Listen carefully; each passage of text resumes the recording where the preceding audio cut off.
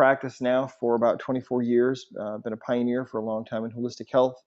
I created the body code system, and I'm the author of the emotion code. Of course, I've spoken internationally many times and done a lot of interesting work and met a lot of interesting people all over the world, including those of you on this call. I've met many of you as well. So let's talk about this. On this call today, on this webinar, you're going to learn why some kids don't talk about being bullied, and warning signs that your child is being bullied, what makes a bully, what makes certain kids targets for bullies, helping bullied children to heal, and coping skills that parents can use. So bullying is defined as unwanted or aggressive behavior among children.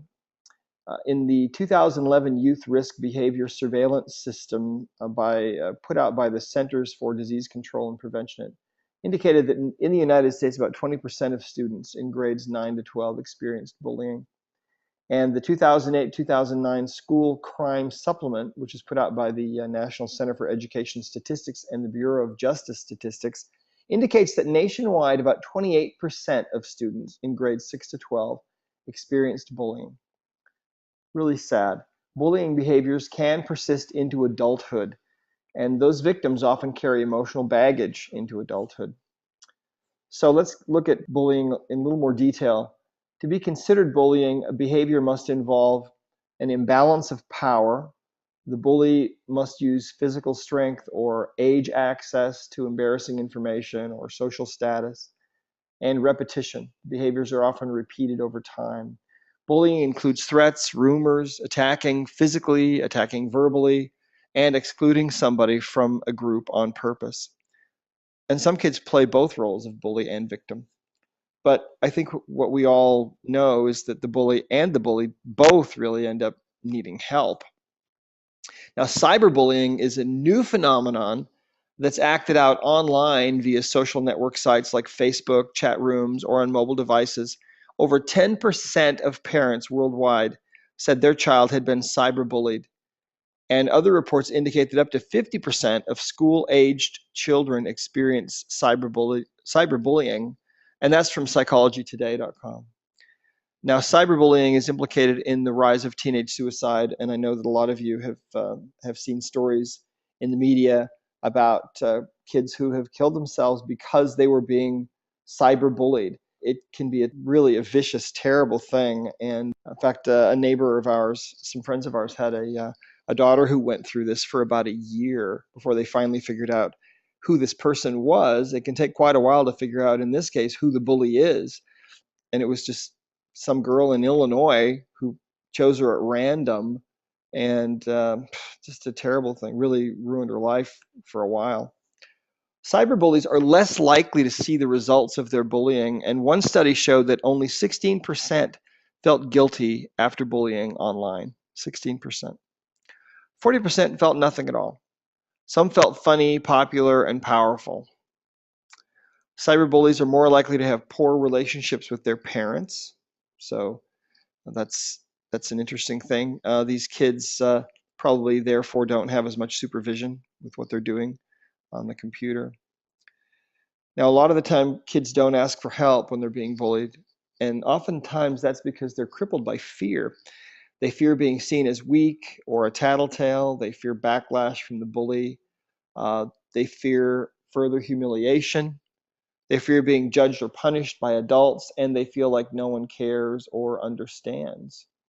They feel like nobody can help them anyway, oftentimes, and they fear further rejection. So it's a really kind of a vicious thing that happens with bullying, and it's difficult. Oftentimes, parents are the last to know that their child is being bullied. Well, here are some warning signs.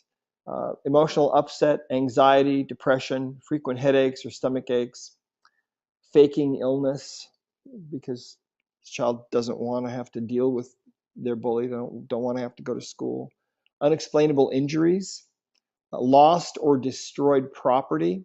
Where's your lunchbox? I lost it. Well, the bully might have taken it. Changes in eating habits, poor sleep, frequent nightmares, poor school performance, not wanting to go to school, a sudden loss of friends, avoidance of social situations, helplessness or low self-esteem, self-destructive behaviors, such as self-harm or running away or talking about suicide. These can all be warning signs of bullying. All those warning signs can become long-lasting coping mechanisms to avoid pain of all kinds, and they can really become ruinous. Chronic illness, for example, as an adult, can stem from faking or creating illness as a child to avoid going to school. Now, finding the underlying causes of these coping mechanisms, for example, trapped emotions, can really help this and can remove the underlying causes. Uh, it's a fascinating thing. Sometimes people have, and I noticed this when I was in practice, that sometimes people would have underlying reasons why they weren't getting well, and sometimes I would have to ask if they were okay with getting well, or if there was something in the way of them getting well. And then the subconscious mind will lead you to these kinds of underlying answers, or these underlying reasons. But you do have to sometimes look for these.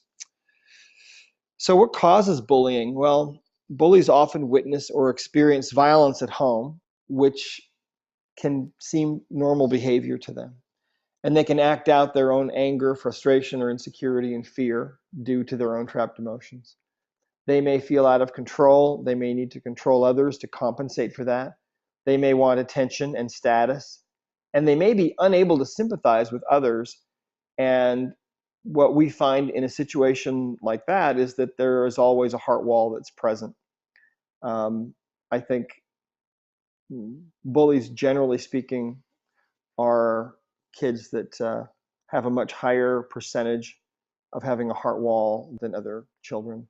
And a heart wall, again, is where trapped emotions are gathered around the heart to protect that heart from being totally broken. The problem with having that heart wall, though, is that we feel with our hearts.